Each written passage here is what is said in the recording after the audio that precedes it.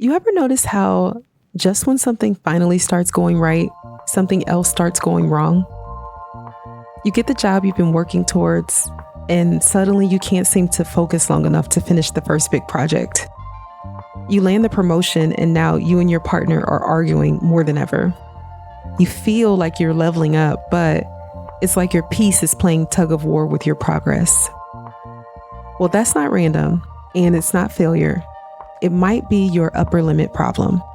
And in this episode, we're breaking it down.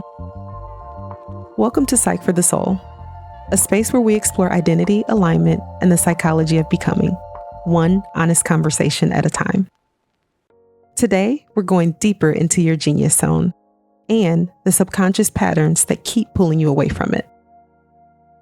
If you haven't watched the last episode, we explored a concept from Gay Hendricks' book, The Big Leap, the 4 zones we all operate in: the zone of incompetence, the zone of competence, the zone of excellence, and the zone of genius.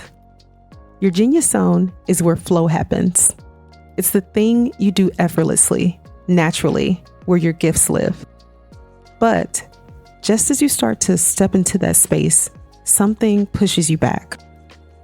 That something is what Gay Hendricks calls the upper limit problem. It's the invisible ceiling we place on how much success, joy, and abundance we allow ourselves to feel. And research shows that we do this more often than we realize. You even see it in movies. When Holly Golightly finally realizes she loves Paul in Breakfast at Tiffany's, she doesn't lean in, she runs. She clings to chaos because stability feels unsafe. That's the upper limit problem.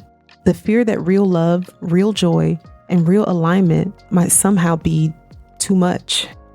We talked about Joe from the Disney movie Soul last time.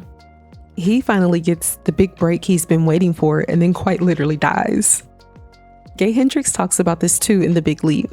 At one point, he started measuring how long he could allow things to go well in his life before he'd subconsciously try to sabotage it. At first, he couldn't even go a full day. He'd get sick, pick a fight, forget something important. His system wasn't wired to feel safe with sustained joy, so it created a crisis to return to the familiar. Does that sound familiar? So here's how the upper limit problem might show up in your life. Do you downplay compliments? Do you procrastinate right after a breakthrough? Do you pick fights when things are going well? Do you overwork, overgive, or overperform? Do you get sick or burnt out right before a big opportunity? Your body, your brain, your patterns, they're trying to keep you safe, but safe doesn't always mean aligned.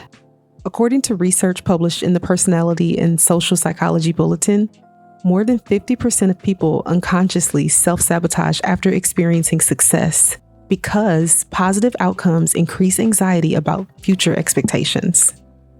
In other words, the better things get, the more pressure we feel to keep them that way. And that pressure triggers self-doubt, overthinking, and even burnout. So, how do you break through the upper limit?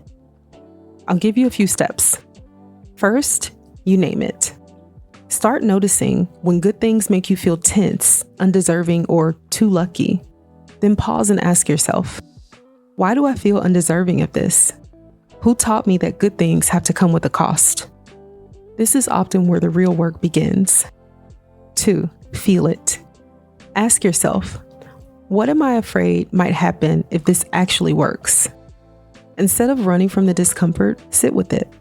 Most people abandon joy because it feels unfamiliar, not because it's unsafe. 3, rewrite it. Say this out loud.